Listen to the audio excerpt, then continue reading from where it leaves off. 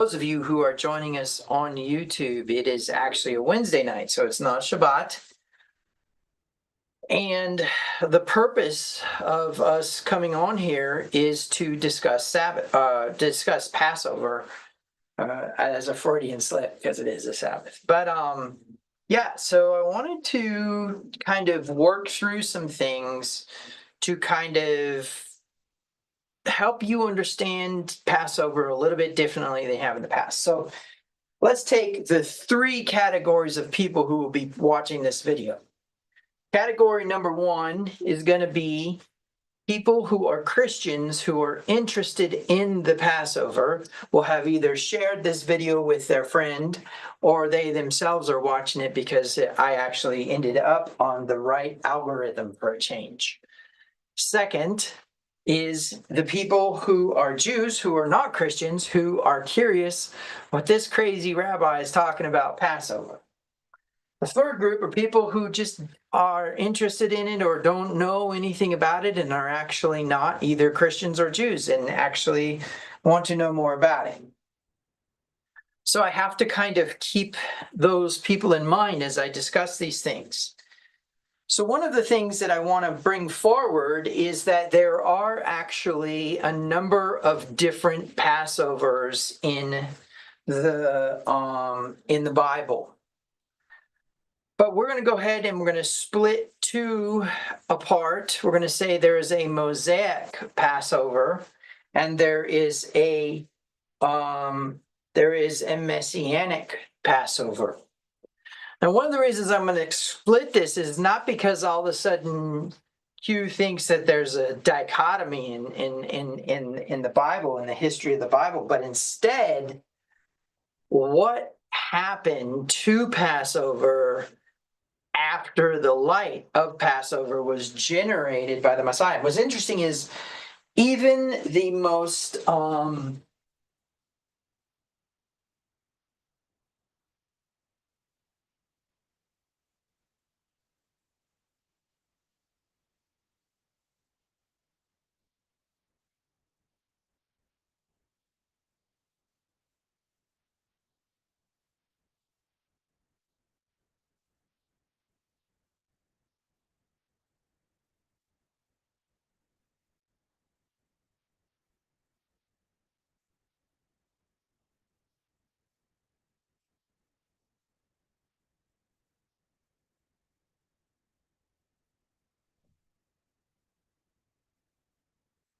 well, I love it when I get kicked out of my own room.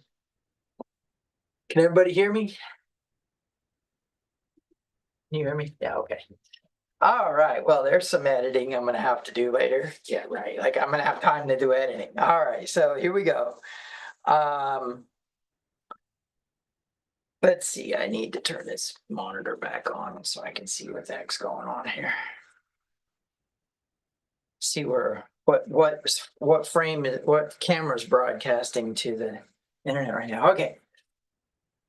So even the most orthodox of rabbis will potentially, because they don't like getting pigeonholed, but they will potentially admit that the light of Passover is the light of the Messiah.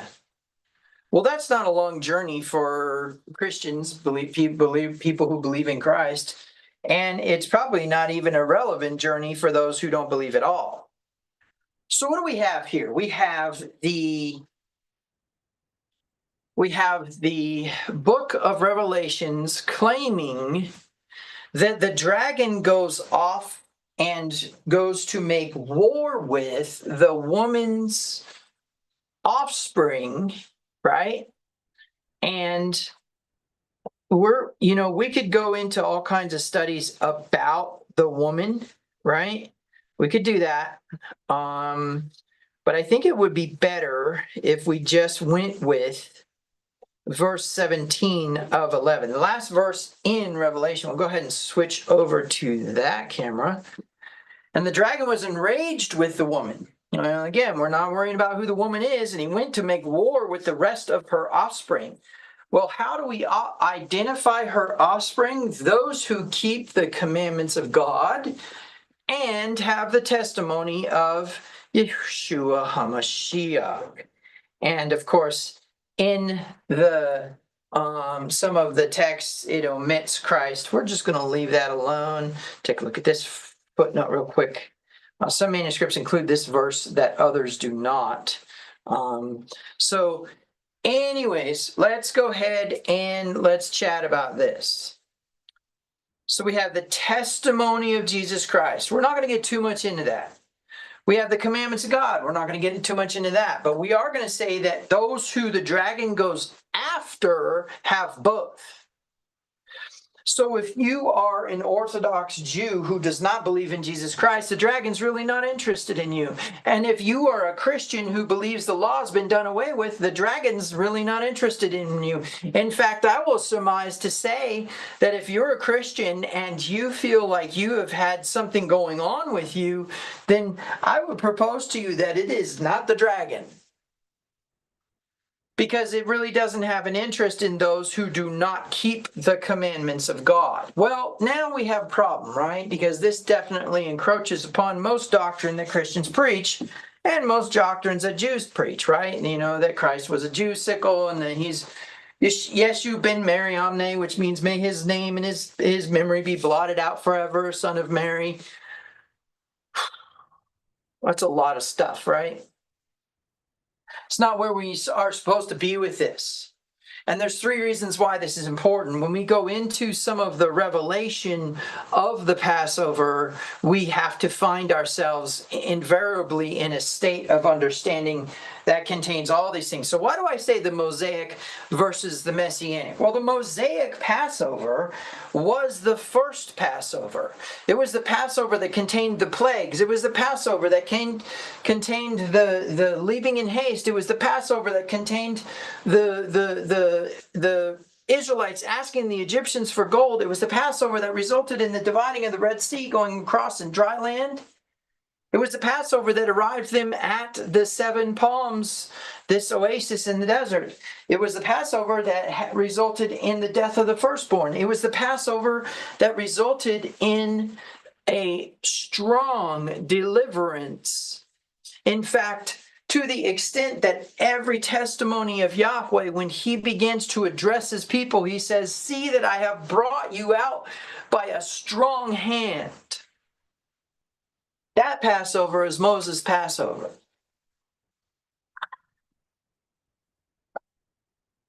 So let's talk a minute about what we've got going on here. Well, first of all, if we go back to Genesis chapter 1, go into verse 14. In verse 14 it says, "Then God said, let there be lights in the firmament of the heavens to divide the day from the night, and let them be for signs and seasons and for days and for years." So for those of you who are just now happening upon the Passover, guess what? Here it is, right here in your face. Let them be for signs and for seasons. See that there, right? And for seasons. And for seasons. Right? And for seasons, but that actually is the Hebrew word moed. Moed, which is what? An appointed time or place or meeting, right? Let's see where it is used. First usage falls in Genesis chapter 1, verse 14. But look what happens if we move into Leviticus. In Leviticus, we have what? In chapter 23, not verse. In chapter 23, we have that same word being used for verse 2. "Speak to the children of Israel and say to them, the feasts of Yahweh, which you shall proclaim to be holy convocations, these are my feasts." Let's see what it says in the Hebrew. Let's go there. Oh, looky there. There it is. Moedim, right? Moedei Yahweh. Feasts of Yahweh. Moedei Yahweh. Right? Moedei Yahweh. These are the feasts of, or my feasts, right? Feast of Yahweh, my feasts. Not feast of Israel. Not Jewish feasts. not Jewish holidays, Moedim of Yahweh. Okay? Now, why is that important? Well, because we're talking about the sun, moon, and stars. Talking about sun, moon, and stars, right? So if we're talking about the sun, moon, and stars being for or for the sake of, that's the Hebrew equivalent of the lamed in Hebrew, being for signs and for seasons and for years and for days, all equates to for the sake of. So for the sake of the Moedim. So now, just going back into Leviticus chapter 23 for just a moment, you see the last thing that happens is my feasts in verse 2. My feasts, which is what? Moeday. Moeday, Moedi, my feasts. Mine. Yahweh's. Okay, let's talk about that for a minute. Not Moses's, so it's not Mosaic, right? Not Abraham's, not Abrahamic, right? Not Noah's, not Noahic, not Abel's, right? Not Adamic, not David's, not Davidic. Oh, but there are those of you who want to say, but that's ceremonial law. It's in Leviticus. No. The sun, moon, and stars honor the Passover better than you do. Now, the premise here needs to fall into two categories. The first is the Sabbath aspect of the Moedim. Every Moedim, every feast day, or Moedei Yahweh, every feast day of Yahweh has a Sabbath attached to it. Not the Sabbath, which was the seventh day that plausibly, remember, we've proven plausibly that Yahweh still rests on the seventh day, haven't we? Yes, we have. Okay, so I'm talking about other Sabbaths, which is interesting because then we get into a very interesting word in the Hebrew, which is Shabbaton, or in the Greek, Sabbaton, which consequently is the day that Yeshua rose from death. But we'll go ahead and abandon that thought process for a little bit and not go ahead and leave this child exploitation / child sacrificial system of honoring a god of Babylon holiday out of my complaints of what you have not been doing with Passover. And I'll even propose that we could get away with saying maybe you have been doing. I'm not going to be accusatory here, but I'm going to say that it's very possible that you don't realize what you were supposed to be doing. Okay? So then the next thing that we need to get into is the question, what does the sun, moon, and stars do for us? Well, in its simplicity, they are cycles, right? We watch the stars turn in the sky every night. We watch the sun and the moon transverse over the whole entire, maybe transverse isn't the right word, but they go over the entire earth in some form or manner, especially if you believe in the heliocentric orbit and all those kind of things. And we can accept that there are cycles of light involved. Well, in that process of cycles of light, we arrive at this concept of the light of the Passover. So let's talk a minute about some Christian misnomers and perhaps even some Jewish misnomers. So let's go first to Genesis, and we'll go specifically to Genesis chapter 4, and starting in verse 4. Abel also brought of the firstborn of his flock and of their fat, And Yahweh respected Abel and his offering, but he did not respect Cain and his offering. And Cain was very angry and his countenance fell. What offering did Cain bring? Well, it says Cain was a tiller of the ground. That's verse 2, right? Abel was a keeper of sheep, but Cain was a tiller of the ground. Oh, how the Christians love to beat up on Cain. They love to go, oh, yeah, this guy, man, he doesn't even know how to sacrifice a lamb, man. But the truth is it says, it came to pass that Cain brought an offering of the fruit of the ground to the Lord, right? Okay, so let's talk about this for a minute. Abel brings a firstborn of his flock. Let's go ahead and change this up here real quick. I just want to see something here. In Young's literal translation, bringeth the fruit of the ground as a present to Yahweh, right? And Abel hath brought also from the female firstlings of his flock, even from their fat ones. And Yahweh looketh unto Abel unto his present. Okay, so getting back out of this before we have a nervous breakdown with my audience.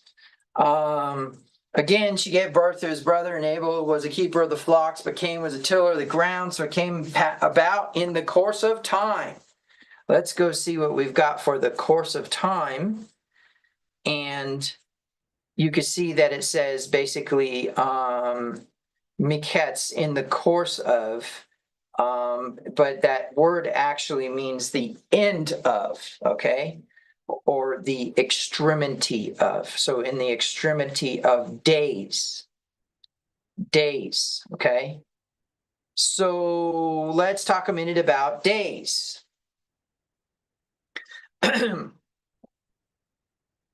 we're dealing with days, I think it's very important for you to understand that there is no proof beyond some natural phenomena that we'll invariably get into that says that there's a 7-day cycle. There's no proof. There's no archaeological or anthropological evidence of a week south of Babylon side Israel. In other words, when Jews go to when the Jews are taken to Babylon by Nebuchadnezzar, that's when a 7-day week is introduced. At least that's what history says.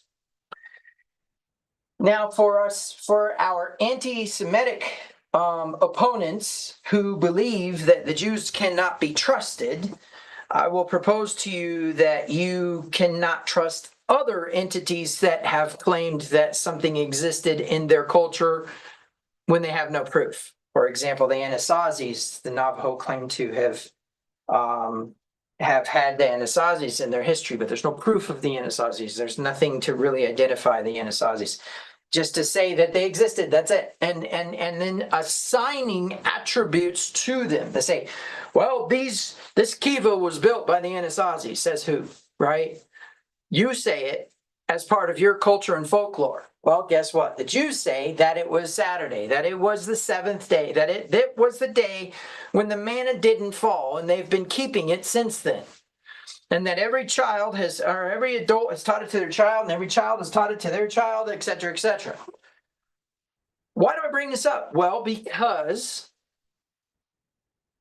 days is an important element here. When it talks about days in Genesis chapter 4, instead of it saying, and the course of time, it literally says in the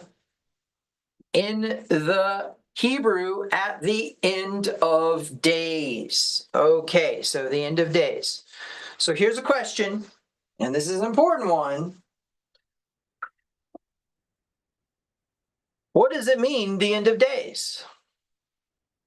Because if you ask a Christian what the end of days is, they will tell you that it is the apocalypse, right? If you ask a Jew what the end of days is, they will give you a different answer. And if you ask somebody who doesn't believe at all what the end of days is, they're going to say it's the apocalypse, right? They're going to say it's the end of everything. It's done, right? Okay, but here we have the first offspring of all mankind arriving at the end of days. So there's two ways in which we could possibly come to a conclusion with this. The first one is that it is actually going to be a Passover circumstance, and the Jews seem to lean in that direction. On the other hand, it says that it could be Yom Kippur.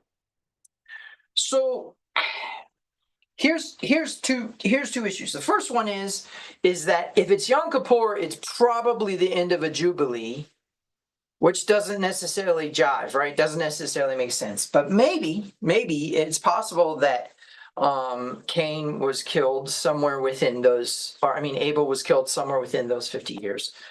I mean, you understand what I mean? After that 50th year, which means they would be like in their 60s. But at the same time, though, there's also some other indicators that this is a Passover, partially because Cain is bringing first fruits. Now, some people say, okay, they say, wait a minute. Cain is bringing an offering to the Lord of the first, or of the fruit of the ground, but it doesn't say he's bringing first fruits. Okay, all right, I'll get that. I'll go with that it doesn't say he's bringing first fruits. However, Abel is bringing a firstborn of his flock, right? Which is still the feast of the fast of the firstborn, or the feast of the firstborn. Why is this so important? Because they are following the Moedim before it was ever written.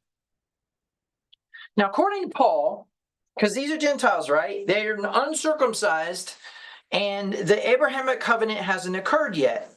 Now, according to Paul, if a Gentile, though not having the law, does the things of the law, he shows himself to be a law unto himself. That's a very interesting explanation, not for tonight.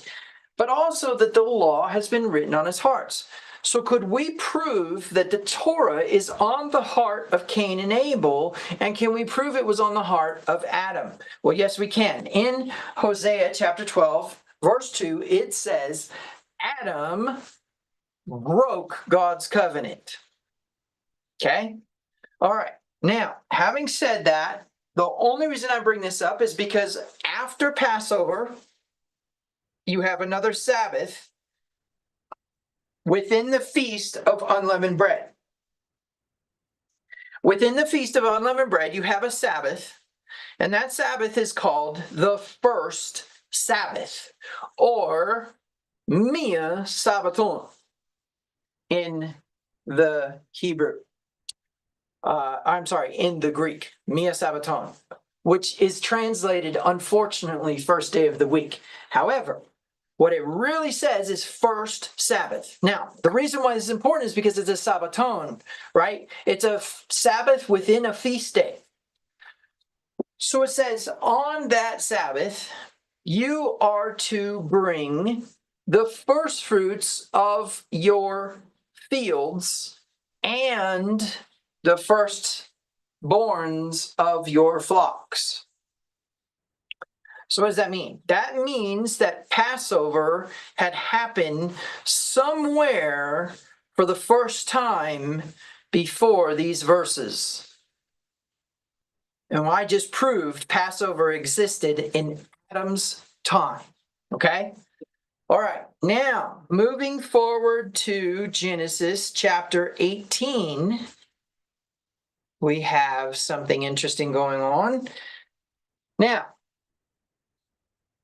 Abraham is sitting at his tent door in the heat of the day in order to activate the law of hospitality, which is, I am prepared to distribute equally justice and wealth to whoever walks by.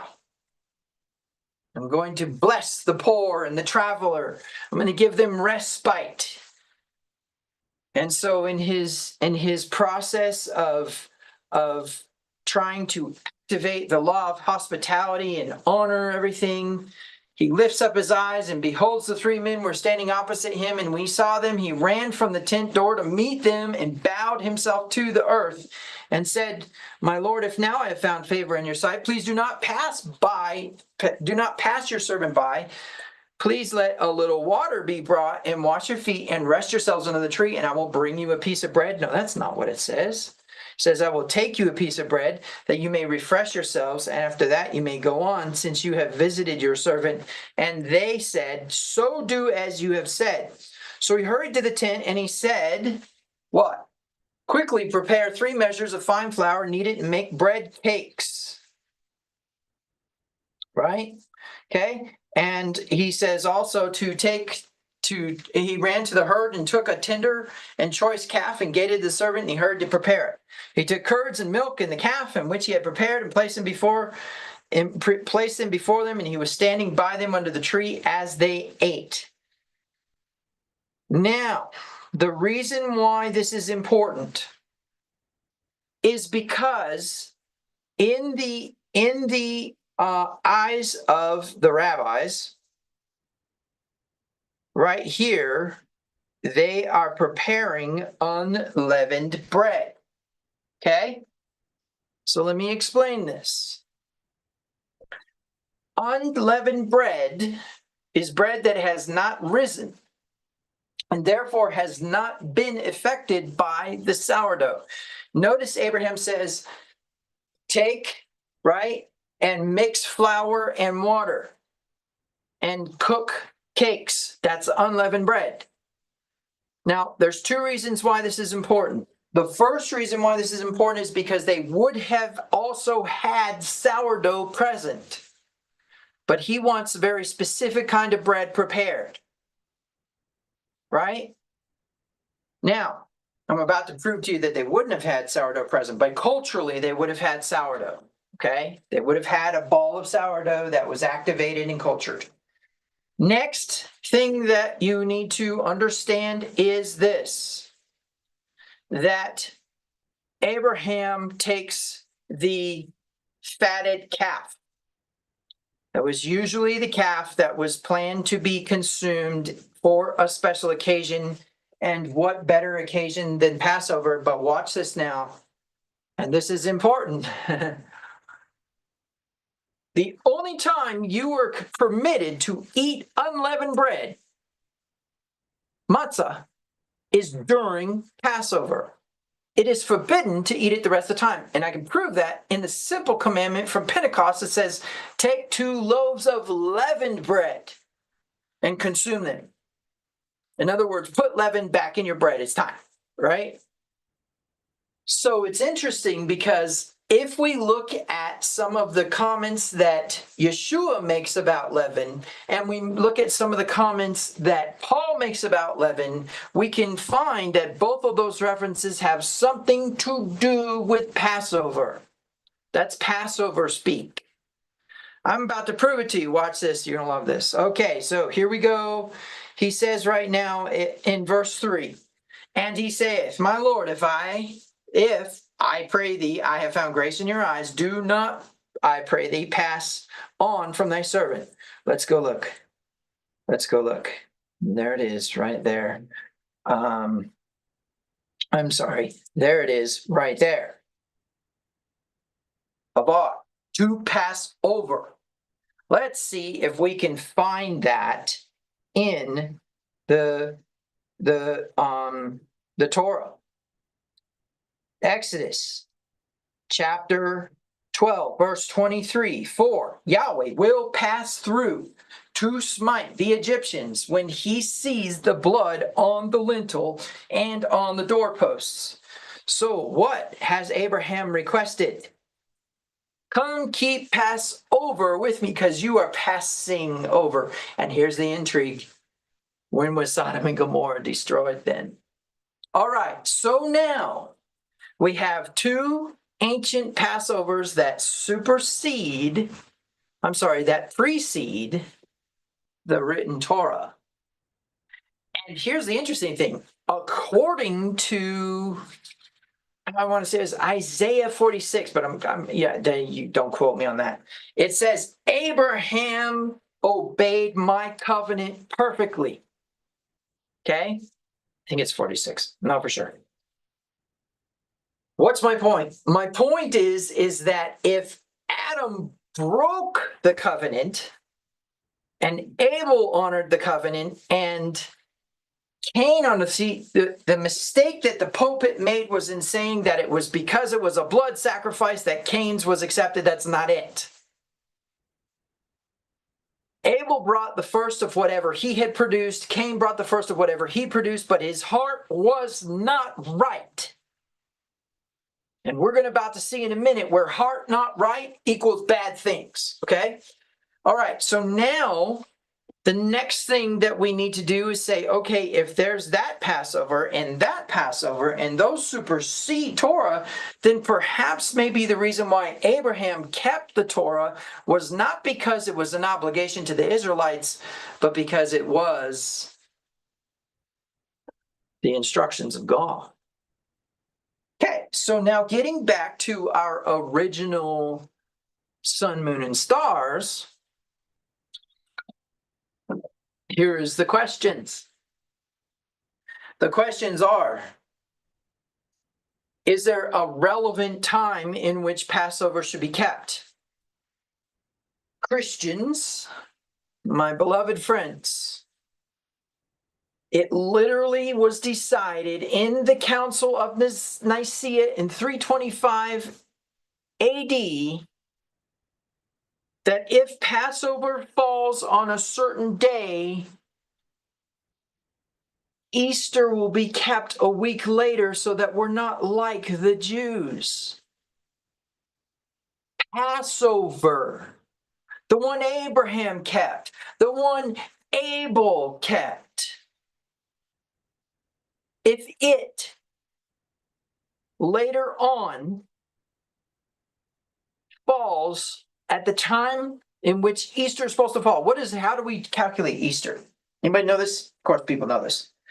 Nah, you guys don't know this.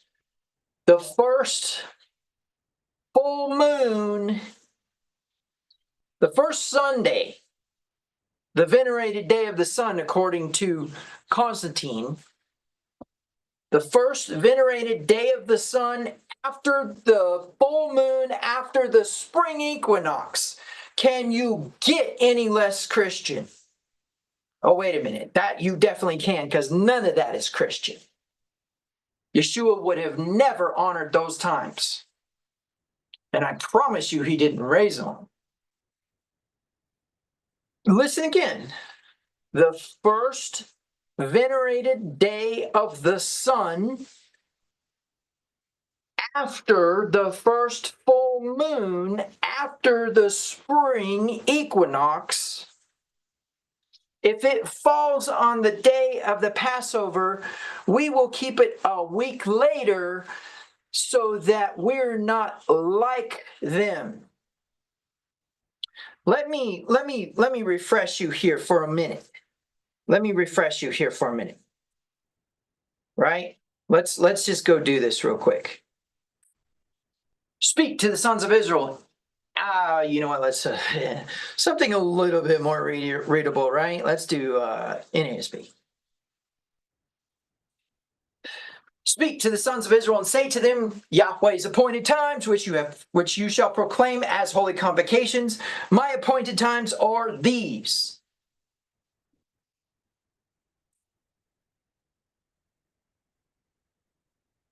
And there it is. In the list. Passover. Right there. Passover. Okay? Passover. Meaning what? Not a week later. On the day when I put the sun and the moon where they belong in the sky with the stars, you do this. So what does he say? He says to the Mosaic Passover, he says, today is the beginning of months for you. The month of Aviv. What's Aviv? Well, you kind of have to ask the priests that, and the priests kind of had their little enclave of information that only got passed to priests. Well, guess what? We have that information today. And the month of Aviv is very specifically the barley harvest, and very specifically that the barley is harvestable. If the barley is ready to be harvested, then that new moon of that 12th month, when it flips, it doesn't flip to a 13th month, it flips to the first month. And that first month, then you count off from there 14 days, and that is when you are supposed to eat the Passover. Now, there are two very important things. First and foremost, the number one thing is that that will begin at sundown. I'll explain in a minute. And the second most important thing is that begins the time when you have the option to eat it, what we call between the two twilights. Does it fall on the full moon? Yes, it does. But was that the intention in the sense of that's when we identify the feast day? No. And this says nothing about a full moon in any of the commandments anywhere. But intriguingly enough, it gives you the option to celebrate well into the evening because of the brightness of the moon to enjoy the Passover. Okay, so why evenings? People say, oh, well, it's just the evening and morning. Jews just do that. It's weird. No. Yahweh said, if you do not honor the Jubilee, the land will spew you out, and you will no longer be a part of the promise, right? The promise of what? Of Abraham, okay? Which is the purpose behind the circumcision. We could get into all kinds of stuff there, but let's just go with this. Yom Kippur, which is the 10th day of the 7th month, counted from the first month, what happens at what we're just talking about, the month of Aviv. Not the month of Aviv as in we named it the month of Aviv, but that's when the barley is Aviv or ripened, okay? Yom Kippur is commanded right here. In fact, I'll just go to it real quick.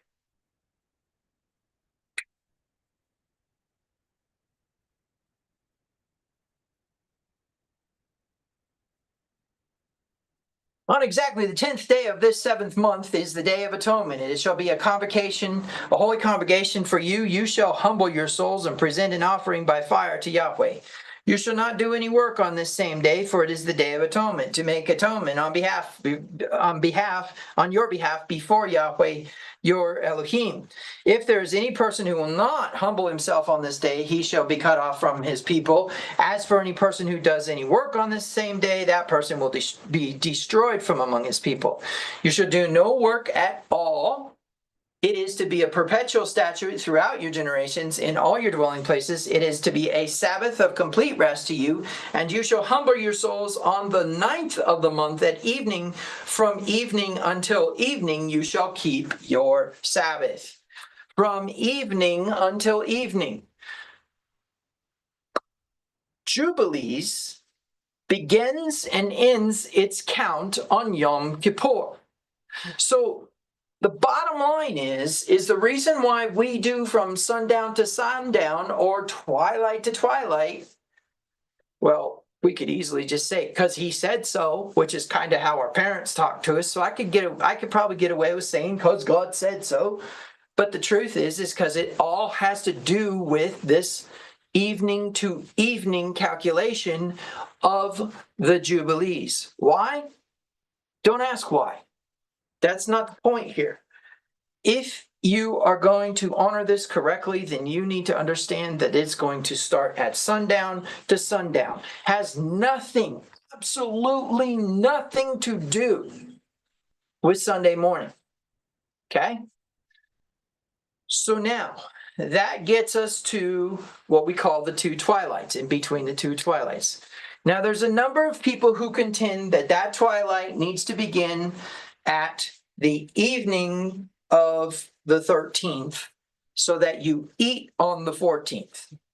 And then there are some who contend that you eat on the evening of the 14th, continuing into the 15th.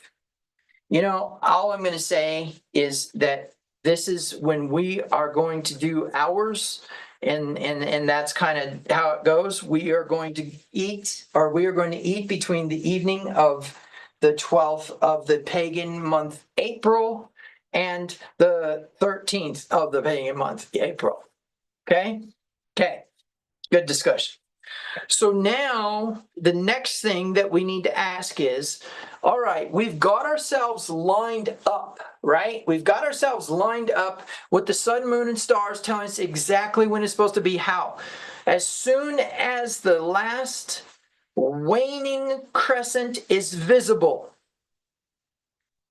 the priest goes out from his home to his specialized garden of barley that is closely guarded and closely kept. You want to talk about a barley field that is not messed with. It's that field. Takes a sheaf and cuts a whole group of barley and checks to see if it's there. If it's there, he declares it the month of Aviv, right? He declares it the new month. As soon as the visible crescent as soon as the crescent of the new moon of the waxing crescent is visible, which could be a 2% to a 4%, it is declared the first day of the first month. Count 14 days, time for Pesach, time for Passover. So now we have aligned with the sun, moon, and stars. Wow, that's kind of cool. Especially when it never said, let them be for heat, let them be for radiation, let them be for generation of vitamin D, let them be for a suntan, let them be for horoscopes, let them be for, say, let them be for astronauts to figure out where they are in the sky. Let them be for signs, for seasons, for days, and for years. And by the way, there is an astrological value to the sun, moon, and stars. We know that because the Babylonian, okay, let me take that back. The Magi from the East,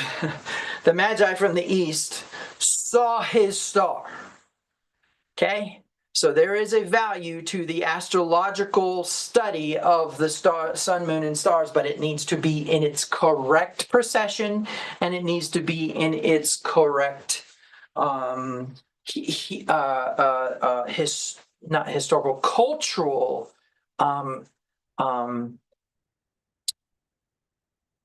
cultural value. Okay.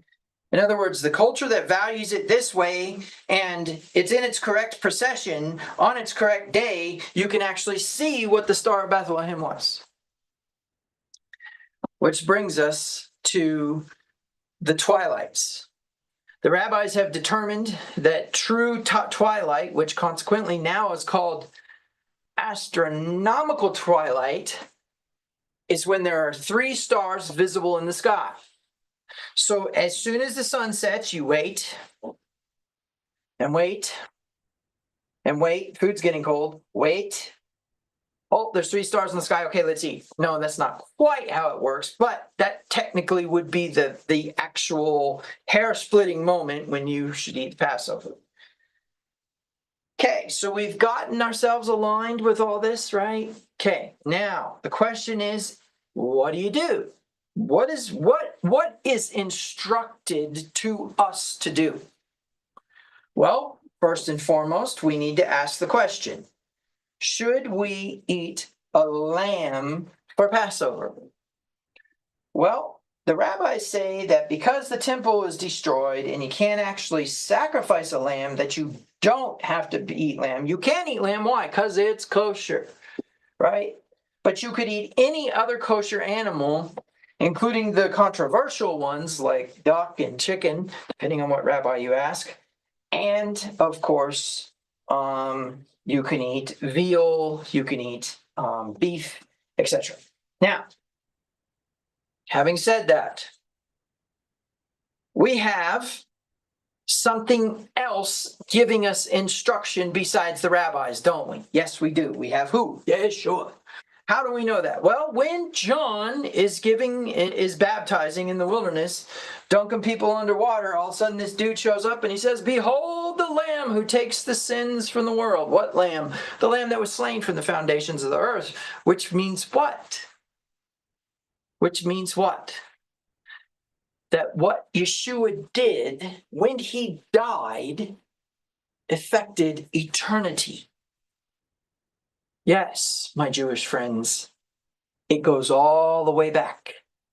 The light of Passover goes all the way back to Abel, who tried to have the light of the Passover be in his heart, even though it was a time of trials. Stay tuned for that on Shabbat. But the premise is that he was activating the light of Passover. Now, moving now down the road to our Messiah, we have instruction that he is the what? The body that was broken and the blood that was shed are contained within the cup and the bread, right? Now, why is this so important? Because now we could say, yeah, we should probably eat lamb. Do you have to? No. Rabbis say no.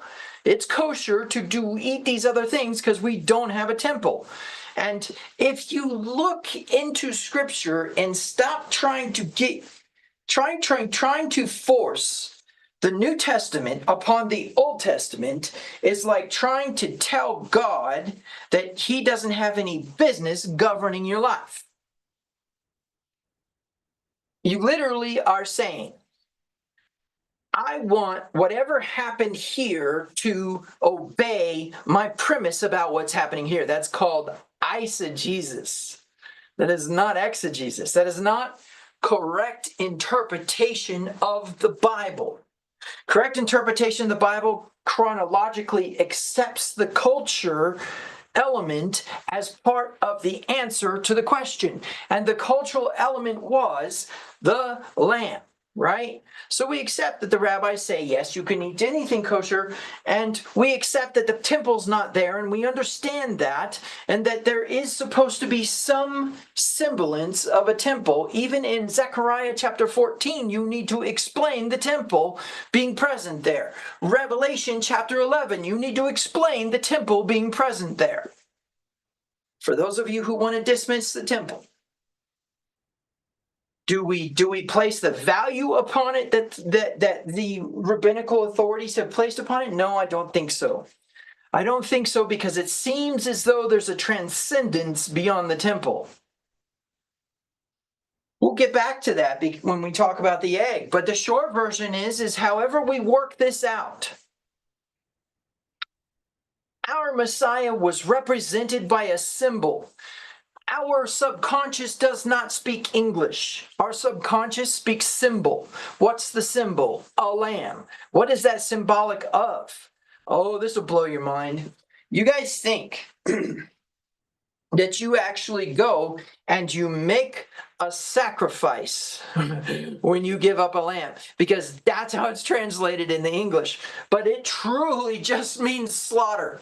It just means to cut the throat, bleed it out, take all the things that you're not supposed to eat out of it, burn those, and then give the choice amount to the priest. What they need to eat, and you take the rest and you consume it yourself. Barbecue lamb, barbecue beef, right? Barbecue goat. You guys don't like goat. But the premise is barbecue cloven hoof, chews the cud, has 3 stomachs to filter out parasites, to filter out toxins, and has this wonderful, wonderful clean meat that's not contaminated, consumable for what? What purpose? Why would you eat it?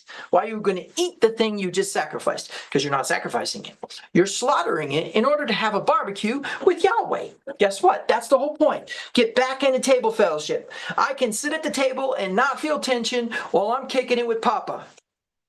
That's the point.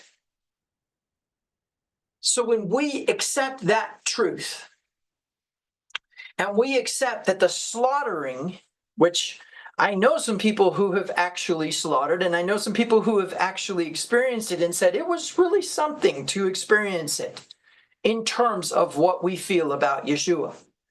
But I can tell you, you eat the lamb. Do you have to? No. Symbols, yes. I'm going to eat lamb because I want my subconscious to know that I'm in table fellowship with the Father according to the lamb that was slain from the foundations of the earth, symbolic of what that lamb did for me. Done deal. Now, why do I bring up the lamb? Well, because it says you are to eat the Passover, but people don't even know what that Passover is. You are to eat the Passover in between the twilight. So let's look back at the commandment real quick.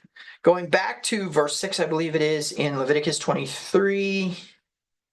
Nope, not verse 6. Verse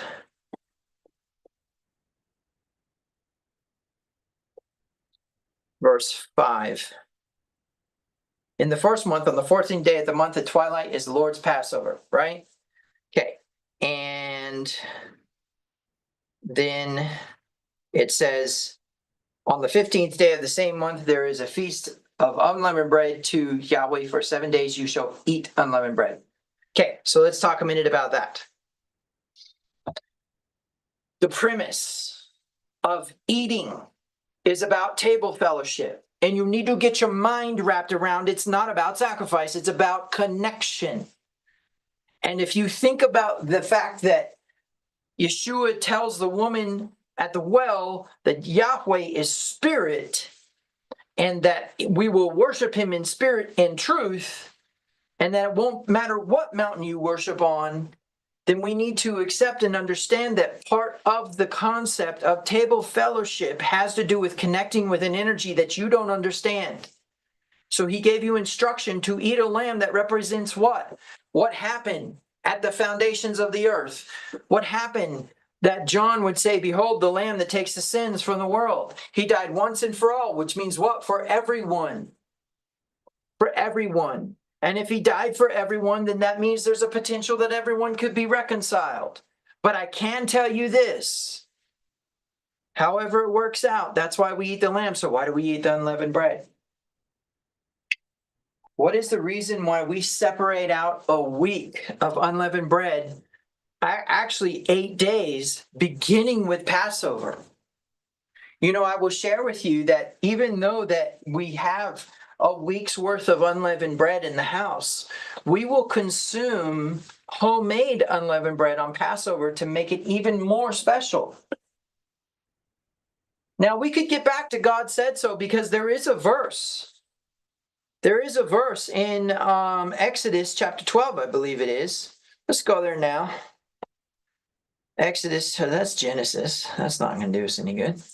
Exodus chapter 12, it should say somewhere here.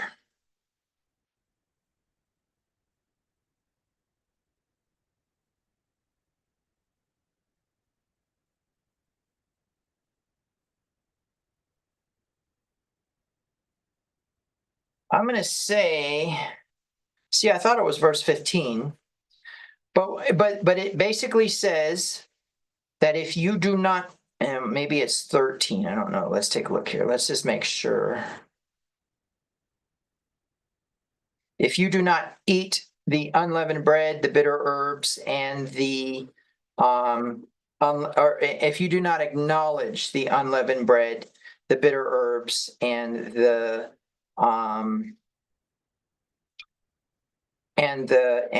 lamb, you will be cut off from your people. Let's see here. Yeah, no, I missed it. But you can definitely go read the instructions, and I'm not going to dwell too much upon it, but I'm just going to say that we need to do the lamb, the unleavened bread, and bitter herbs. Now, we could go into all kinds of reasons why we're going to use bitter herbs. I'm just going to put out there the simplicity of the availability of the herb, but that doesn't mean anything, right? That it was probably a species of sage, right? Potentially hyssop, because hyssop is a species of sage. But basically, or vice versa. But basically, short version of this is you eat a lamb, you eat unleavened bread, and you eat a bitter herb. Enter horseradish. Thank you, Jews, Ashkenazi Jews specifically, for your horseradish. My gosh, what a bitter herb that is. Okay. Now, it is important to understand that you could stop there because there really is no further instruction unless we accept that the word or the Torah. Let me just put something out there that's going to be a difficult thing for a lot of people to handle. The word of God is not the Bible. The word mentioned in Isaiah, where Isaiah is complaining about the people doing bad things, is the Torah. The word is not Joshua, Judges, Ruth, Samuel, Kings, Chronicles. The word is not Jeremiah, Ezekiel. The word is not Matthew, Mark, Luke, John. The word is Torah. It was Torah from the beginning. You want proof? Watch this. Thy word is a lamp unto my feet and a light unto my path. What's that from? Psalms. David wrote it. So now, guess what? David only had Genesis, Exodus, Leviticus, Numbers, and Deuteronomy. He had the annals of war in his archives of Joshua and Judges, and Ruth was his grandmother. So guess what? The man was talking about Torah. Thy word is a lamp unto my feet and a light unto my path. Meaning what? Torah is the foundational element of all things Scripture, all things Bible, all things prophets. Okay? Now, why is that important? Well, in its simplicity, if the Torah became flesh and dwelt among us, that means the Torah wanted to what? Set an example. Well, that Torah was Yeshua, HaMashiach, the Messiah. And what did the Messiah promise to do for the Israelites? Deliver them from their enemies. In fact, that's what the angels say that he's going to do, is deliver them from their enemies. They just didn't really understand their enemies. Now, why is this so important? Because if we look at his example, there are things in the Passover that are added. What do we call that? We call that the oral law or tradition, right? And guess what? And this is important. He didn't throw them out. Let me give you an example.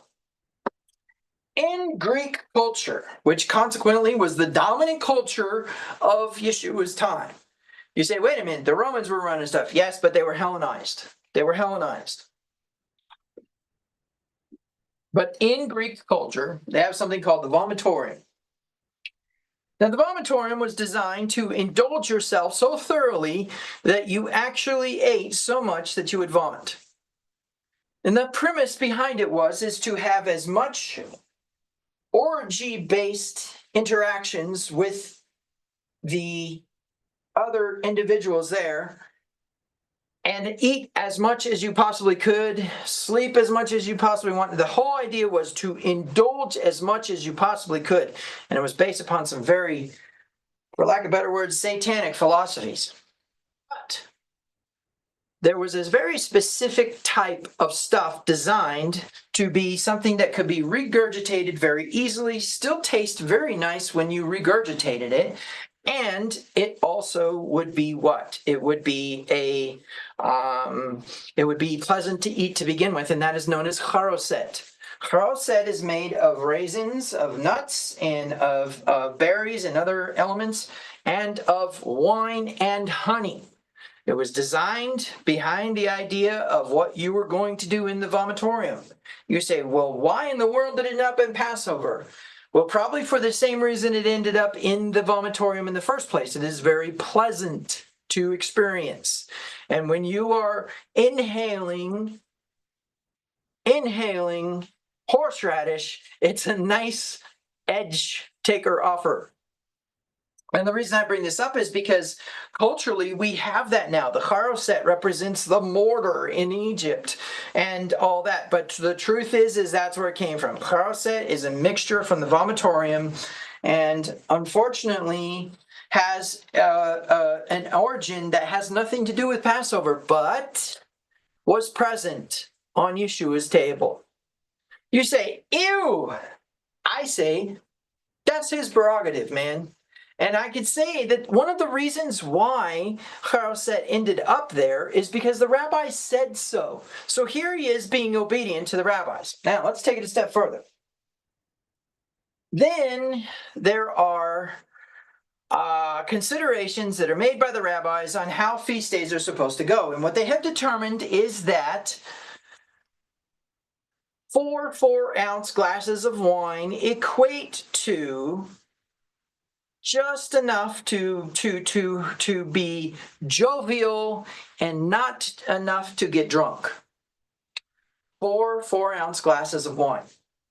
Now, of course, we have replaced that with grape juice, which is not wine, but that's okay because, again, we're working with tradition, which means what? You don't have to do any of it, right?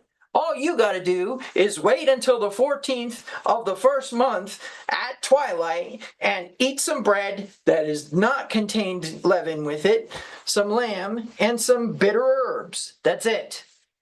That's it. However, if you would be perfect, you would follow Yeshua, right? That's what he says to the rich man. He says, if you would be perfect, sell all that you have and come follow me. Let's follow our Messiah into the Passover with what? Something to dip in, which is the charoset, right? Now, contained on the Seder plate is an egg, and that egg was not present at Yeshua's table, okay? Contained on the Seder plate is an egg. We will not have eggs at our Passover. Why? Because it literally is that you break the egg, you peel it, you dip it in salt water to weep for what? The destruction of the temple. I'm not going to weep for the destruction of the temple. Why? Because I am the temple of the Ruach HaKadosh. I am the temple of Yeshua. I am the temple of Yahweh. Oh man, there's rabbis rolling over in their graves. But what you need to understand is what that means. That means that that energy that is spirit and truth is what? Contained within me. Where? In the kingdom of heaven? Yep, that's within me. Yeshua said that too. Oh, if you understood this, if you could get your mind wrapped around the idea that we do not need to mourn or rebuild a temple, things would be great. But it is what it is. So now, because I mean, what the Christians want the temple rebuilt so that the book of Revelations could be fulfilled, so that finally God will do something about this man-forsaken God rock, right? The Jews want the temple back because until they have it and have the ashes of the red heifer in order to purify themselves, they're not clean. In fact, that's actually a witnessing element. If you ever want to try to witness to a Jew, good luck with that. They're not clean. But the premise is that as we move through this concept of the Seder plate and of Passover, we end up with this idea that we need to have an egg on the plate. In fact, I think it's called the chazoret. Chazoret, I think it's called the chazoret. Oh no. It's the beitza. The beitza, yeah. Charoset is the chazaret, I think, is the parsley. Okay, so now these 4 cups, these 4 4-ounce cups of wine, not grape juice, but again, we're talking about traditions here. I'm just saying what Yeshua did, okay? I mean, if you have a problem with alcohol, you should probably not drink it. And so if that's how it works, then you drink the grape juice, fine. But you need to understand the significance of what the rabbis were saying. You can get a little bit buzzed in order to have a little bit better of a time. It's a celebration. It's exciting and jovial and not yucky and crabby and whatever. So if you are permitted, for lack of better words, to consume wine, it's 4 ounces per cup, okay? First cup is called the cup of deliverance. Second cup of salvation. Third cup of redemption. And the fourth cup of praise, or the cup of Elijah. So Yeshua comes along and he says, I really would like to, or I'm going to take these, I'm going to drink these cups. He drinks those cups. Those people who believe that Yeshua didn't consume alcohol need to pull themselves together. He drinks the first two cups. The third cup he picks up and says, hey, you're going to do this in remembrance of me from now on. Okay, stop right there. First of all, we need to accept that the first two cups are not as important as the third cup, and the fourth cup is not as important as the third cup, and I'm going to tell you why in a minute. The third cup is what? The cup of redemption. But it's also the cup of quote unquote communion, of the love feast. Oh man, you guys who have this Sunday morning, once a month communion have no idea what you're doing to yourselves. Because you believe that it is actually the cup of Yeshua. You very, very nonchalantly consume it, not realizing the dangers of it, in that Paul even said, y'all listen now, if the first time somebody went ripping through the Passover, people died, and Paul says that people can get sick or die from consuming the third cup, then you might not want to consume it so much. In fact, you should probably do what he says, and he says, do it as often as you do it. As often as what? As Passover. Do it as often as you do it, and do it in remembrance of me. I refuse to take communion on the first Sunday of every month. I will do it at Passover, and I will do it with some serious reverence. But let's talk a minute about that. Do we really have the merit by which to say we are worthy of such a cup? Worthy of the blood of Yeshua to drink it? That it would bring us life?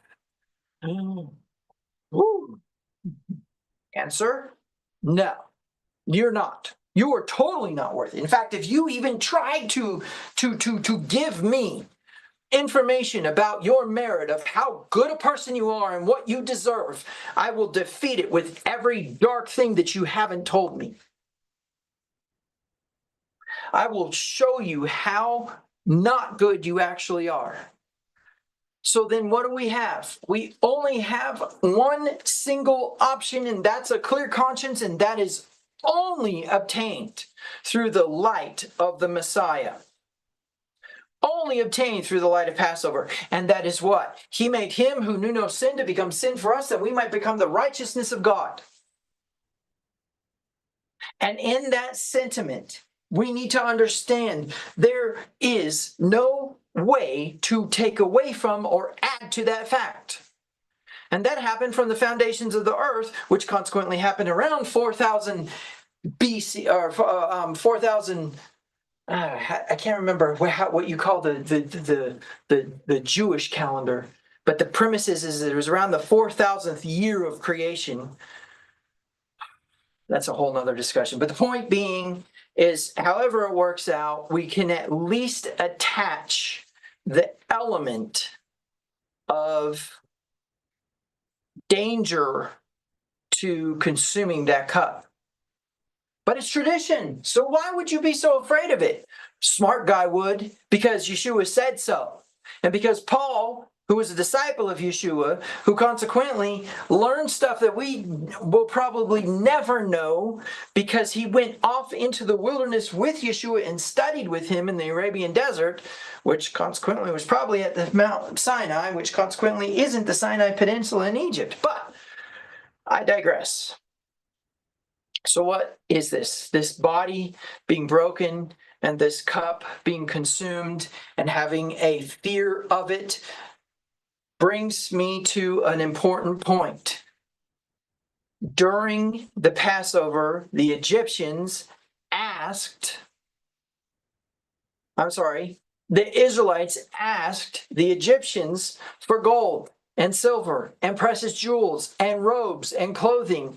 And the Egyptians not only gave freely, but they gave of all they had, to the extent that the elders come to Pharaoh and say, we're undone. We're ruined. we have nothing left. We have no wealth. We have no prosperity. We have no nation because everybody's dead. We have no birth rate, right? We're done.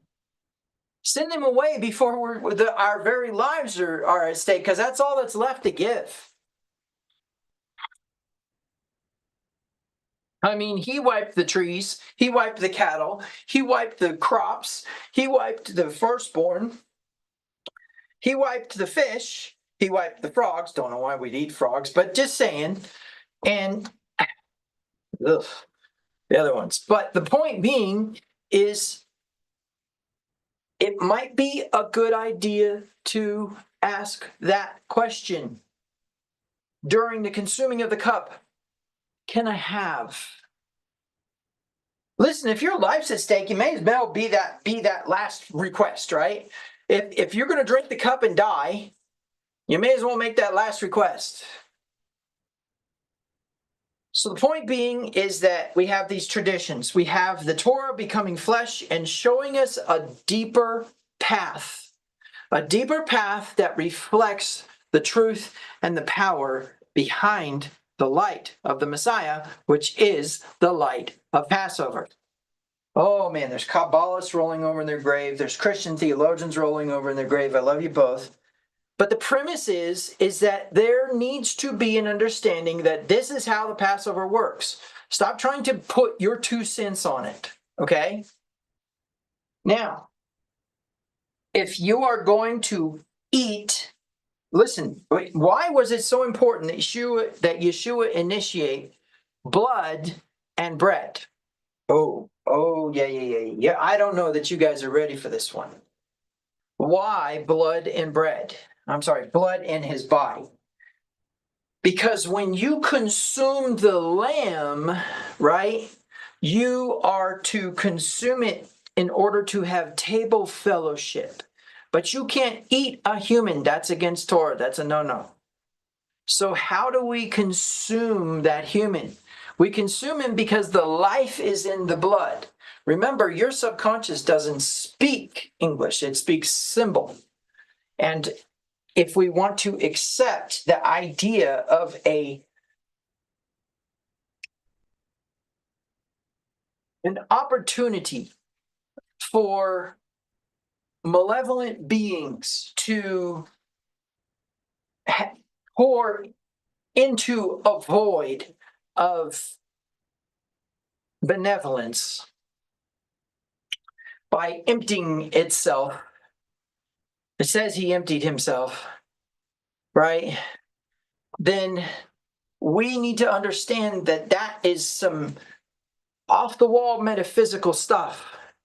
And what I mean by that is that if the life is in the blood, then we are actually consuming the soul of Yeshua symbolically. Listen, I'm not gonna go take a plunge in the Catholic pool and say it's transubstantiation, but I will say there is something very, very powerful about the fact that you're consuming the lamb, and that happens to be that you're drinking those cups and you're consuming the soul of Yeshua, which consequently is something that would be the soul of Torah. And if you're consuming the soul of Torah, then you need to understand this is a whole nother level. No wonder that cup will kill you, right? Same thing with the body. We're consuming that bread and that wine together. So what do? We take and we have unleavened bread and lamb and some bitter salad. And then we drink these cups and we do this other thing where we dip. Oh, wait a minute. Didn't mention the dip, did I? Oh, wow. Check this out. So Yeshua identifies the heart of Satan within the human being who dips with him, right? Peter says, "Who is it who shall betray you, Lord?" Whoever dips in the bowl with me. Guys, everyone dips into the charoset and eats the unleavened bread. It's one of the traditions of dipping, right? Okay, so you take a piece of matzah, break it, dip it in the charoset, dip it in the bitter herbs or the horseradish and eat it, right? Whoa, that's an experience, let me tell you. But that just did everything, especially if we throw a piece of lamb on there. You've got the whole kit, right?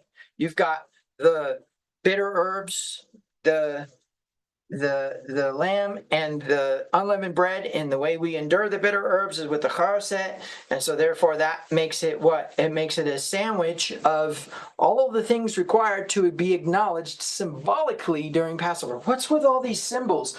I'll tell you why. 95% of your reality is governed by a system you don't know, understand, or does it ask you permission?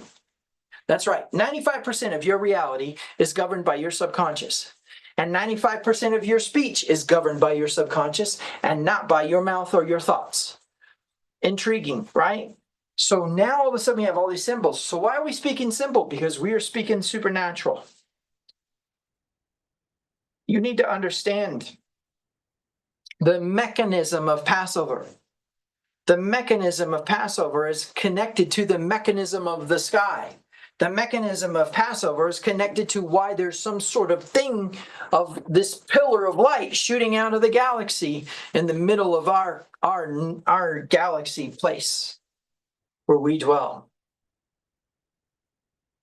It is so important for you to get your minds wrapped around the idea that everything centers around this.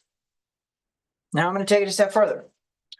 So now the Mosaic Passover takes place, but there's commandments in the Mosaic instruction that are relevant to our situation, and that is when your children ask these questions, you shall explain to them what the Lord did. Whoa!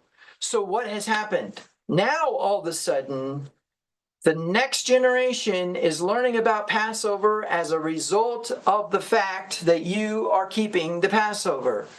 Whoa, that's almost like a sustainable supernatural birth rate or something, right? So the premise is as many people as you can teach the Passover to, you should. And as many people as you can invite to the Passover, you should. And as many people as you can get to ask the questions, you should. Oh my gosh, why do I have to eat this horseradish? Well, because, there's reasons, right? Okay, so the premise is, what do we actually need here?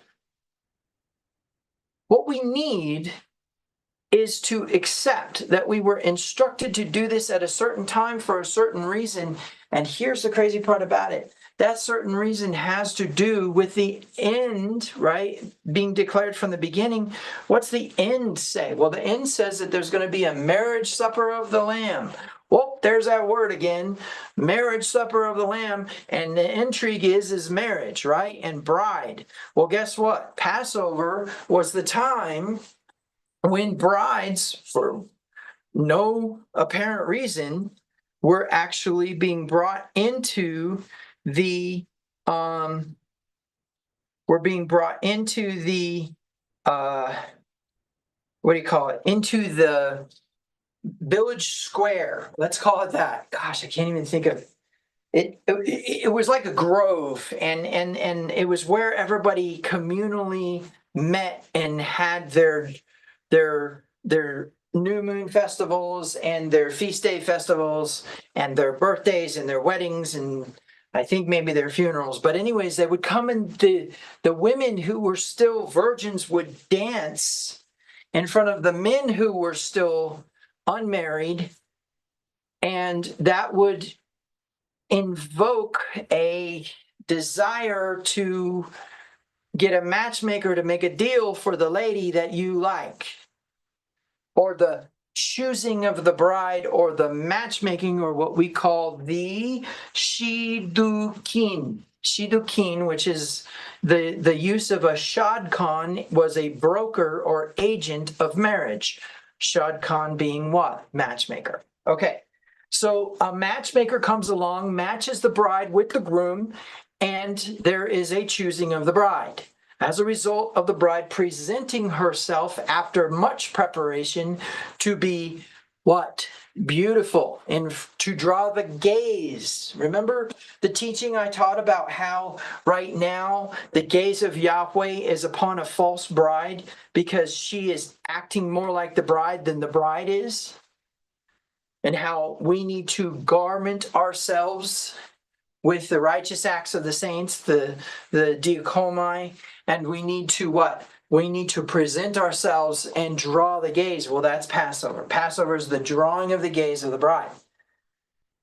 So when we're looking at the whole thing together, we are realizing that we are, as energy beings, carrying out some sort of cosmic connection to the intensification of all power in the universe and his corporate collective conscience that we call the bride. And in that, we are physically carrying out these symbols that speak to our subconscious, which is more connected in with that energy from the intensification of all power in the universe than any of our conscious mind is. In fact, the level of disconnect that we have to do to get rid of our conscious mind in order to connect with that is crazy. And we do all of this because he said so. Right? Because he said so. No, we do this because, number one, we're aligning with the very sun, moon, and stars who told us to do it at a certain time. We're aligning with the Israelites who were told when they were kicked out of the land why they were kicked out of the land, because they did not honor these things. If you look at the next Passover after the commandment of the Passover, it doesn't occur until they cross the Jordan. Mind blower. They did not keep Passover until they crossed the Jordan, or they were about to cross the Jordan. They did not circumcise their children until they were about to cross the Jordan. Listen, y'all ain't any better, but I will tell you that we have beautiful instructions that they didn't have about the deeper elements of Passover. So let's talk a minute about what we call the Haggadah, the Haggadic literature, or the Haggadah that's used at Passover. Now, you can usually go to, like First Fruits of Zion or the Fellowship of Christians and Jews or some other website and get a Haggadah. A Haggadah is the entire story of the Passover, including but not limited to all the plagues and all the other stuff. But the Haggadah also is kind of like a Seder manual. It says when you're supposed to wash your hands. It says when you're supposed to do the thing with the egg and with the parsley and with the salt water, and when you're supposed to do this and when you're supposed to do that, and what cup you're supposed to drink when. That is Haggadah. Now, generally speaking, I am the walking, living, breathing Haggadah for my congregation. Generally speaking, I just do the whole thing by memory, and it sometimes contains theatrics like I have done before. I have taken on the persona of the innkeeper who hosted the Passover for Yeshua, in the upper room, as it was called. I have done it from the perspective of Yeshua himself. I have explained the things.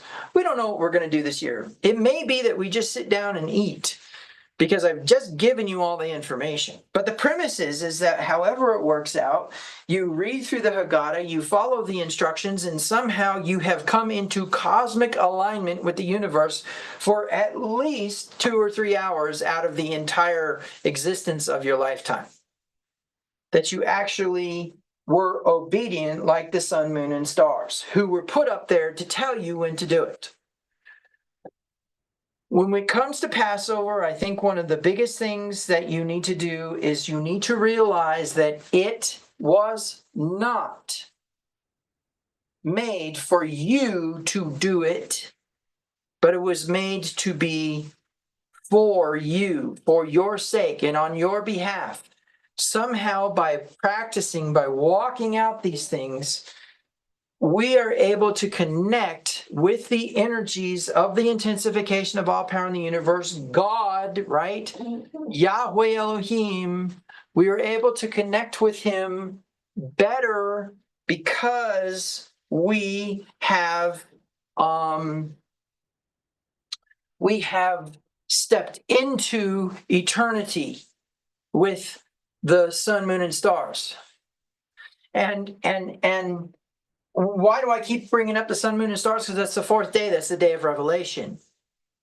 And consequently, what you need to realize is that the light of Passover is going to reveal things that need to die.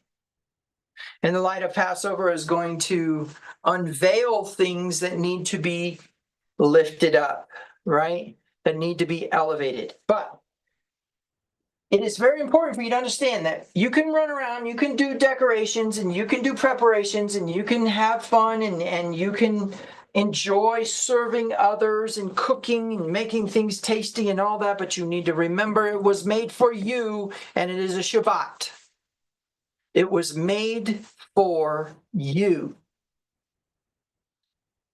Now there's an element of holy convocation, right? It says you shall have a holy convocation. Well, what does that mean? What does holy convocation actually equate to?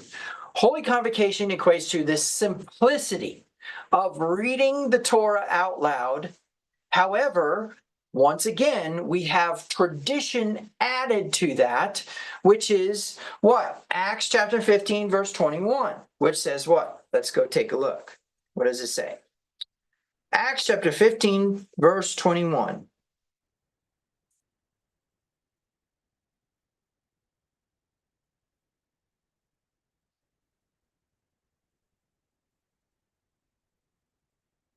For Moses from ancient generations has in every city those who preach him, since he is read in the synagogues every Sabbath. What's my point? A holy convocation is a reading, right? But it says Moses from ancient generations, and it has in every city those who preach him. So when the whole thing occurs with Lazarus and the rich man, and the rich man goes to this place, and Lazarus goes to another place, and all that.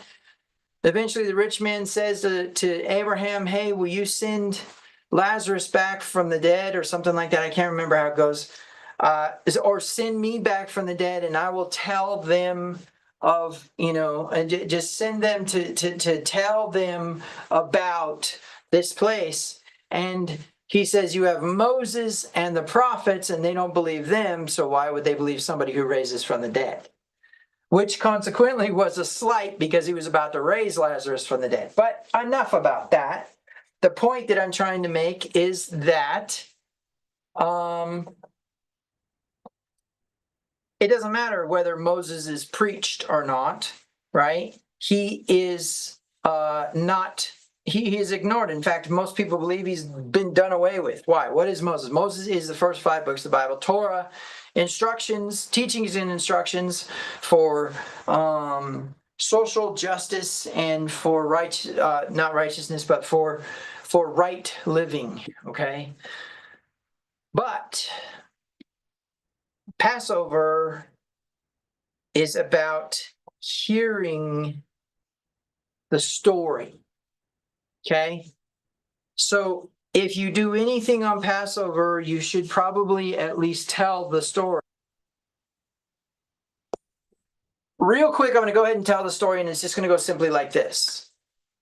There was a lot of bad things happening in Egypt that didn't necessarily involve just the Egyptians. God comes along and offers that his people be delivered, and of course that's a result of them crying out, which is the Yeshua principle. When you want to activate the Yeshua principle, you cry out to God. Crying out to God is a prayer position. And consequently, that crying out activates the Yeshua principle, which what? Enables you to deliver yourself. How do we know that? Because the Israelites would always deliver themselves. How did they deliver themselves at Passover? They walked out.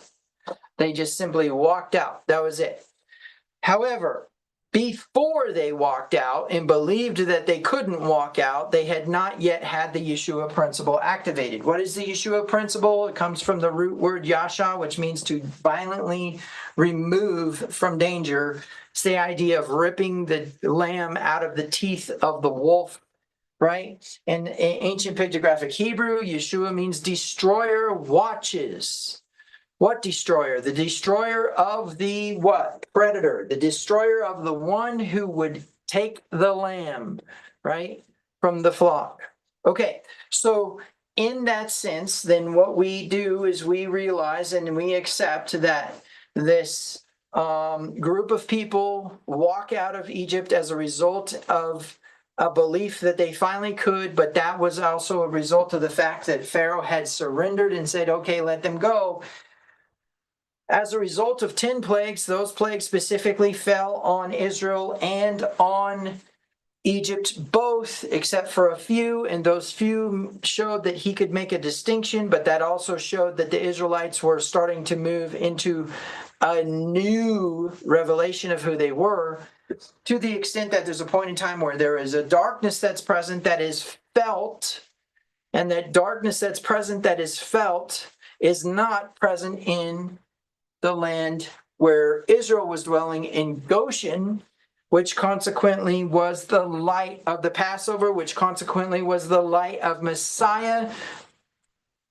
It is very important for you to understand. It comes full circle here. Anyways, they walk out, and then eventually they arrive at the Red Sea, and of course then the Red Sea splits open, and they go over on the Red Sea. The Egyptians come in, the Red Sea dumps back on them, and next thing you know, they're singing praises and dancing to God. So that's pretty much the story, right? Obviously, there's a number of things I left out. I didn't tell you what the plagues were, but I can tell you it destroyed the infrastructure of trade and the infrastructure of commerce and the infrastructure of the gross national product of that land. And in that process, undid their economic structure, undid their social structure, et cetera, et cetera. So why do I say that? I say that you at least need to tell that story on Passover in some manner to your family, to your friends, to whoever will listen, so that they understand that. But then I would continue to go on from there and say, well, wait a minute, there's some other stuff going on here, because why? Because what people don't realize is as the Israelites were walking in between the walls of water on each side, they were actually being baptized. They were actually being mikvahed, right? And they were baptized into the same spiritual water that we are baptized into. But then also, what is interesting is they came up out of the sea, right? But the Egyptians did not, which means they were what? They were dead to sin and all of their stuff, but they never raised in newness of life. So the reason why I bring this up is because there is a washing of the hands and there is a mikvah. There is a opportunity for you to do what it says to do in James chapter 8, chapter 4, verse 8, I believe it is. Let me go there real quick. James chapter 4, verse 8.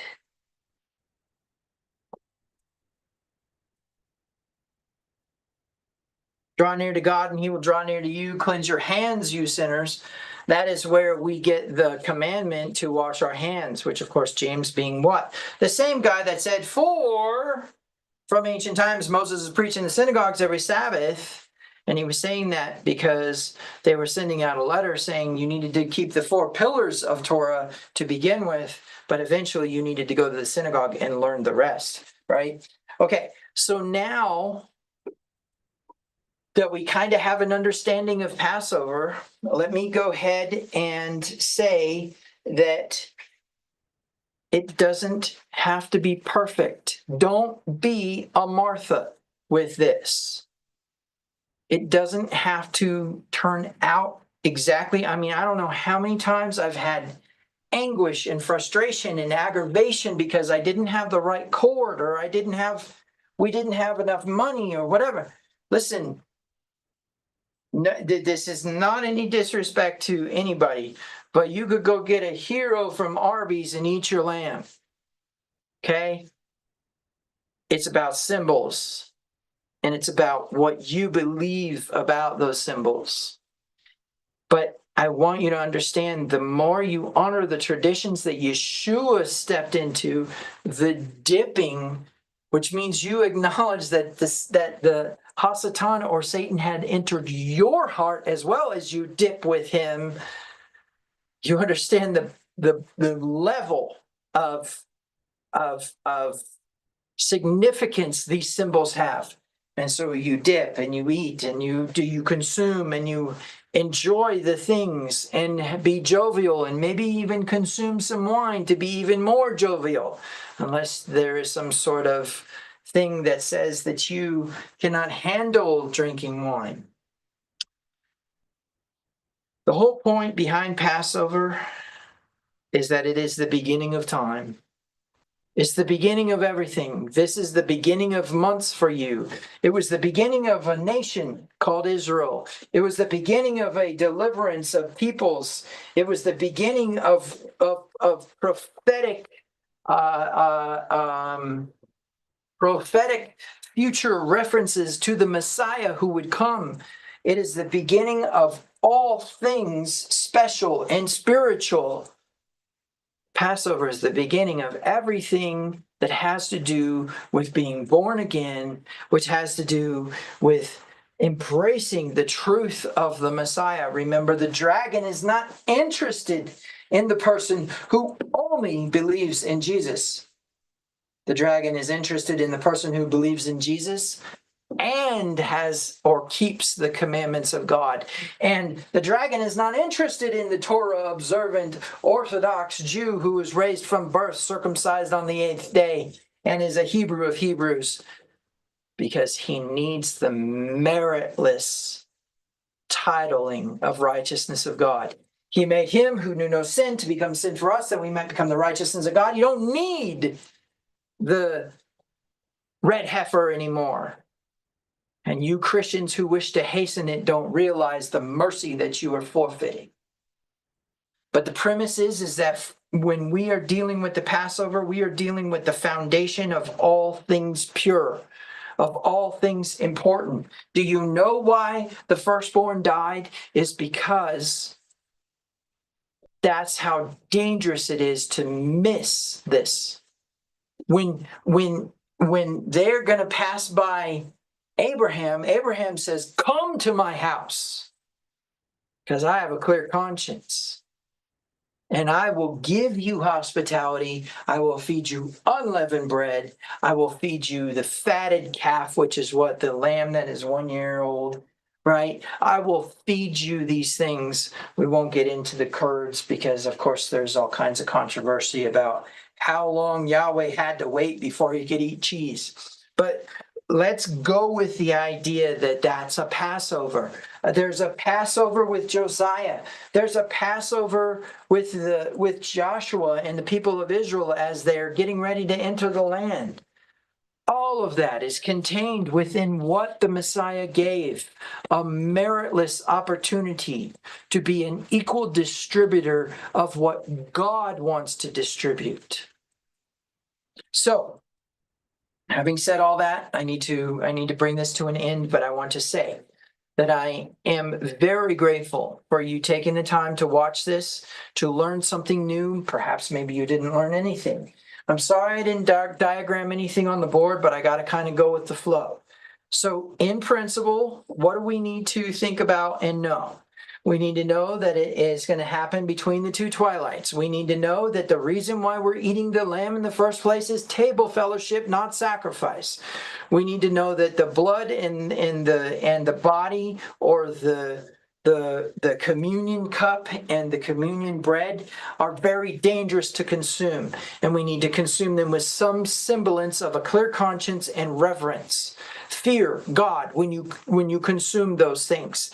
And then we need to realize that it's all symbolic of the choosing of the bride. This is the time when the matchmaker comes along and says, here's this corporate collective consciousness that is pure. That's what the church is, a corporate collective consciousness of spiritual beings who are purified by the Lamb who was slain from the foundations of the earth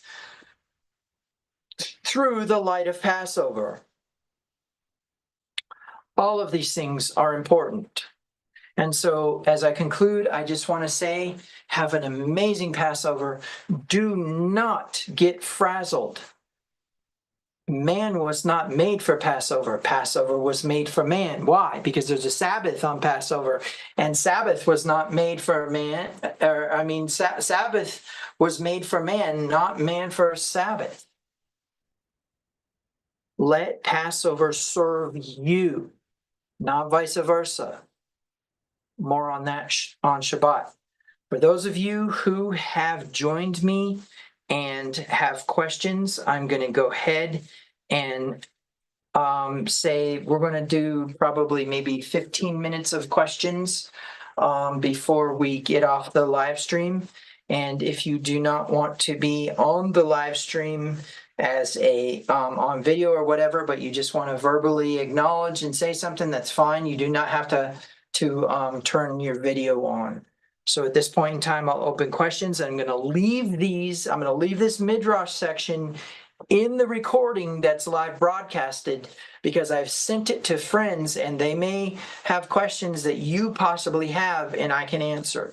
So we'll open it up to questions now for about 15 minutes and see how this goes, okay? So you may go ahead and unmute and ask questions for those of you who are actually in the Zoom call.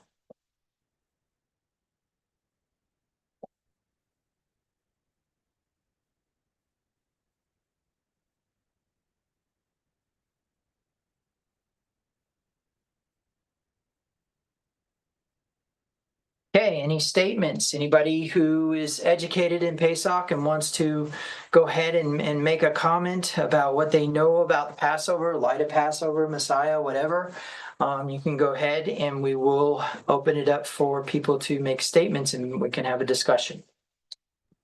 I had a question. Okay, go ahead. It's not really a question. Can you repeat what the 4 cups of wine symbolize again? The 4 cups. Okay. So let's take a look at this. Let's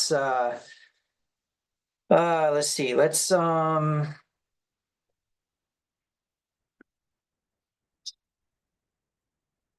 me go ahead and pull something up for you.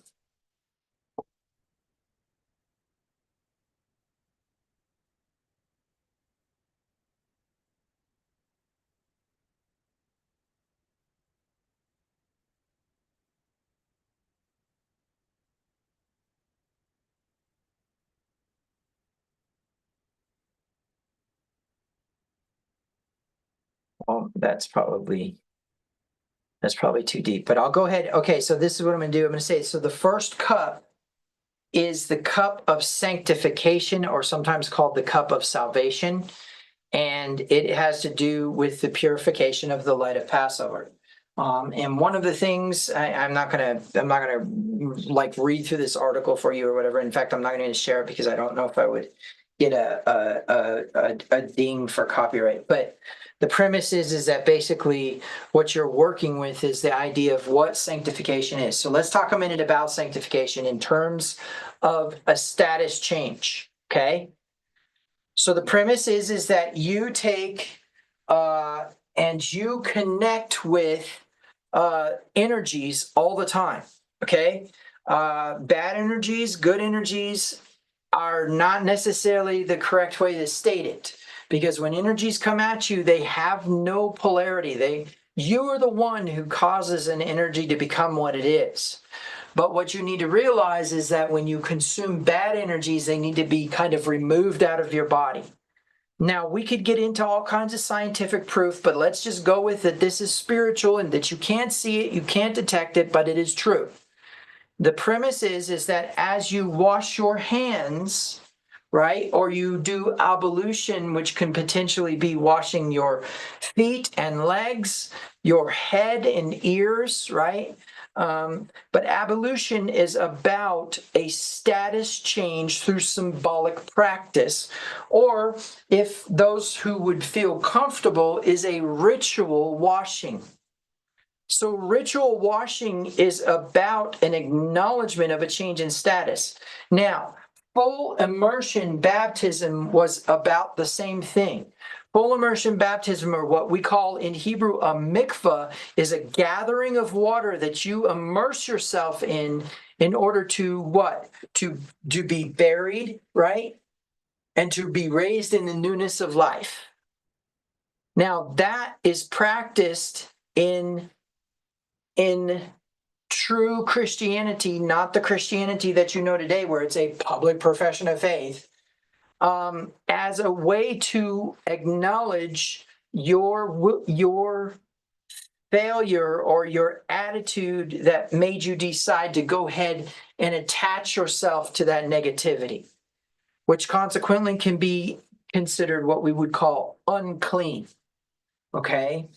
Now, when we look at the things that make you unclean, every one of them results in death in some way, or is a death of some sort. For example, spilling seed on the ground is a death in the sense that it was not fertilized. The egg that is released from the woman is not fertilized and therefore is dead. And so there is a revelation there concerning the dead. So the first cup, or the cup of sanctification, is about that process. Now, the reason why that's important is because you wash your hands and drink that cup, okay? The second cup is what we call the cup of deliverance. You need to think of deliverance very different from salvation. Deliverance is going to be more along the lines of a change in identity, whereas the first one was a change in status. The second one is a change in identity, and the change in identity is basically you go from slave to free. You now have the option to walk away, walk out of the thing that was limiting you, because you now believe you can, and that's the only difference that occurs. The Israelites could have left a long time ago from Egypt, but they believed that Pharaoh had authority over them until they didn't believe it. So that's the cup of deliverance, right? I will deliver you from their bondage, was the promise. And by the way, there's a promise behind the sanctification cup, which is, I am the Lord, and I will bring you out from under the burdens of the Egyptians. Okay, then the third cup is the cup of redemption. I will also redeem you with an outstretched arm and with great judgments. That was the promise that was given. And so when the rabbis looked at the promises, they said, well, this matches up with this matches up with this, matches up with it. Well, what is a redeemer? In general, the short version is that you get yourself in debt and somebody bails you out. That's the simple. So what is this debt? What are the debts that we've gotten ourselves into? Obviously is the debt of sin, but we could take it a step further and say the debts that we actually have incurred upon ourselves is that we were delivered. See, when Yahweh brings the children of Israel out of Egypt, he says to them, I delivered your firstborn, but that means that they're mine now. I redeemed them. I paid for them. And since I paid for them and they're mine, you need to pay a ransom for them. Right? And so the premise is that every single soul that was brought out of Egypt had to pay a ransom for their deliverance. Because in the short version is Yahweh was just saying, look, now that you have been taken out of the house of slavery, you're my slaves. Right? That's the premise there. You're my property. If you want to be free, you need to pay for it. You need to pay me. And of course, that payment, of course, was he made him who knew no sin to become sin for us, so we might become the righteousness of God. It is literally about your identity. So if the first revelation was about your change in status, the second revelation was about the change in your identity, the third revelation is about who you truly were to begin with before time ever began. Right? So the best way I can say it is none of us are worthy to take that cup. The only way you can take that cup is if you allow the merit from Yeshua to fall and rest upon you. I am the righteous Christ. Right? That's the premise. That's exactly what happened in that situation. El Swapo. Right? Okay. And then finally, the fourth cup is called the cup of hope, or the cup of Elijah. And it says, then I will take you for my people and I will be your God. And of course, we know that's the new covenant, right? In Jeremiah chapter 31, verses 31 through 33. But what's very, very important in that whole process is that Yeshua said, I will not drink this cup until I drink it with you in my kingdom. So we are still waiting for Yeshua to participate or to partake in the fourth cup. Although some people believe the fourth cup was his death. Okay, so those are the four cups. Next question.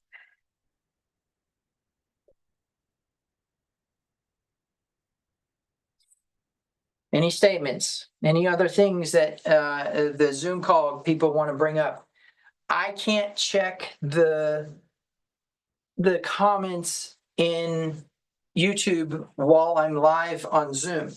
But once I'm out of Zoom, I can go look at the comments in YouTube and answer questions, or, reinforce a statement, or maybe help you better understand something. Any other statements, comments, questions? Okay, well, I feel like I have done my diligence to give you guys an opportunity to speak, and I have done my diligence to try to give you the Passover in a nutshell. If you have any further any further questions or comments, just put it in the YouTube channel, and very specifically just comments on this video, and I will respond to them. Okay. Otherwise, I will see those of you who are going to be joining us for the broadcast, because I think we're going to broadcast from our house, the meal. And of course, I probably won't broadcast that on YouTube, but I will broadcast it to my Zoom people. At any rate, for those of you who are intending to keep the Passover this year, I hope that you really enjoy it. I hope that it is a time of your life, and maybe the first time that you really gain some revelation into the Passover. And for those of you who are still learning and are not sure, I would encourage you to contact me to get a hold of me and let me know what your questions are, and we'll go from there. At any rate, I will say shalom.